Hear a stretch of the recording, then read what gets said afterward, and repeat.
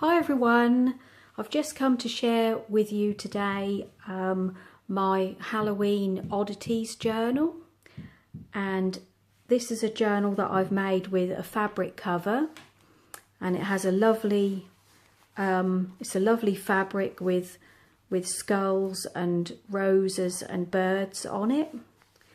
It has a really nice feel to it. This is a soft cover journal, and I've used a piece of interfacing and sandwiched that between the fabric and a piece of scrapbook paper on the inside.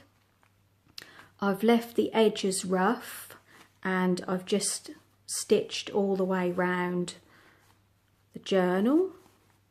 So some nice edges that are frayed a little bit, but obviously once it frays to the stitching, then it'll stop. I've left a lot of threads hanging on this one. I had this little skull bead that I found in my stash, and I really wanted to attach it to the ribbon, but it just wouldn't go through the bead. So I've attached it up here with a garment pin, and I've just put a couple of little beads on it, on the end, and that can be removed. The closure just has these couple of beads here, and then it's just some seam binding that wraps right around the book, so there's plenty of extra seam binding there if your journal ends up getting chunky. And this one will be for sale in my Etsy shop. I've attached the seam binding by just machine stitching on the back there. So we'll have a look inside. I didn't think I was going to get a Halloween journal done this year, so I've put this together fairly quickly, but I'm quite pleased with how it's come out. So on the inside, I got a lot of these photos from the internet, and they are photos where the spirit is in the back of the photo. So in this one, it's a lady and gentleman in the photo, and then you can see the spirit in the back, and whether that was their daughter or some other relative, I'm not sure. So I've backed that onto some of this, I'm not quite sure what you call it, it's like that fibre type stuff that you can get at Halloween, and I've stitched all around the image. I think, yeah, the scrapbook paper I've used is from Tim Holt's Lost and Found. So I've got a pocket here. I've just put some tea-dyed cheesecloth with another little skull image there, and some of the little cutouts that I've used are from a couple of different Graphic 45 paper pads. This is from the Graphics Fairy, and I've backed that onto some really grungy art paper that I had, and that's all been stitched. I've also pulled out all my grungy tea-dyed papers to put in this journal. So we've got some nice lined paper there, and I've done a lace ruffle down the edge. These little pocket pieces here, they're actually some photo paper that I tea-dyed, so it came out with a really good dark colour. So it's another little cutout here with some tea-dyed cheesecloth.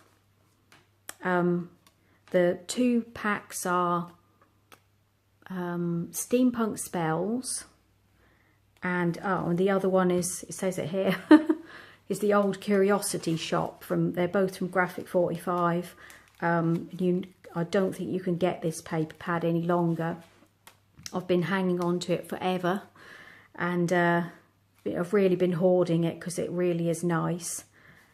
So did a little pocket here, and this is another image from the Graphics from the Graphics Fairy. That's been backed again onto some grungy art paper.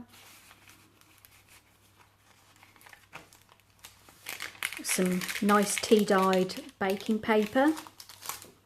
I've got some really grungy patterns. I think this was actually done with some lime Kool-Aid paper, lime Kool-Aid dye, sorry.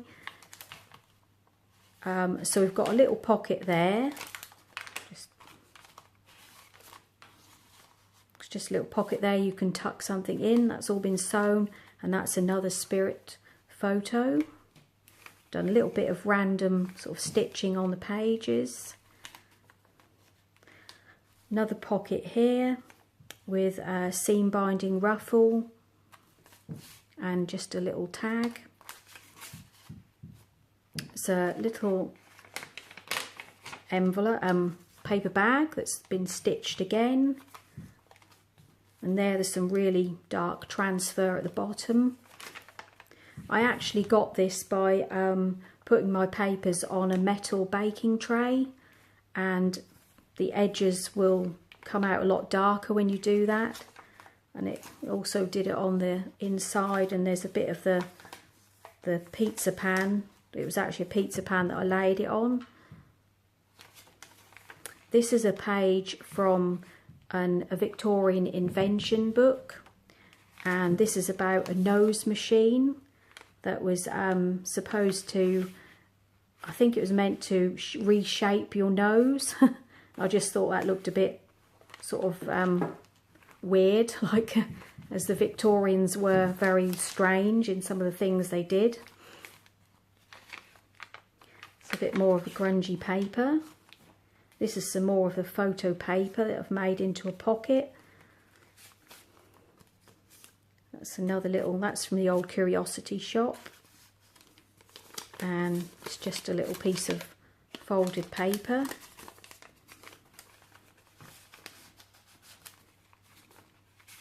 Another little card there.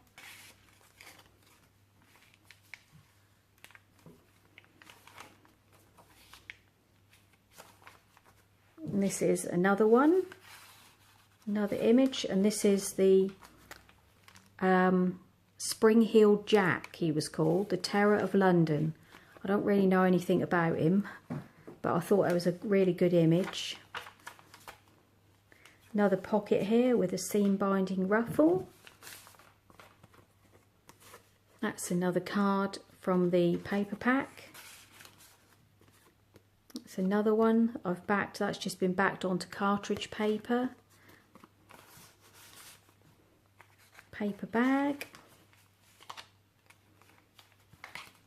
This is another one.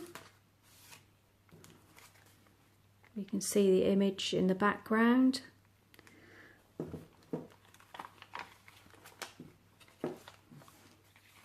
Some more of the baking paper.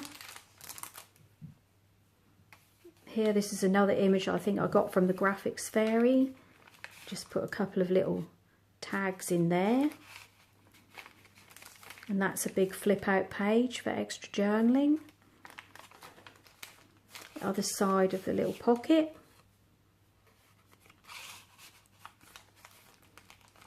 Another little pocket here back, and this is backed on the cheesecloth. That's another image, and that's also been backed onto some grungy art paper that's been tea dyed. There's another image here, and that's for absinthe, if that's how you say it.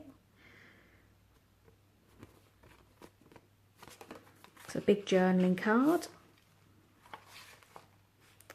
and that's the back page. So it's just a small journal, but it's got quite a lot of journaling space inside. And so that's my share for today. And thanks for watching, and I'll see you all again soon. Bye.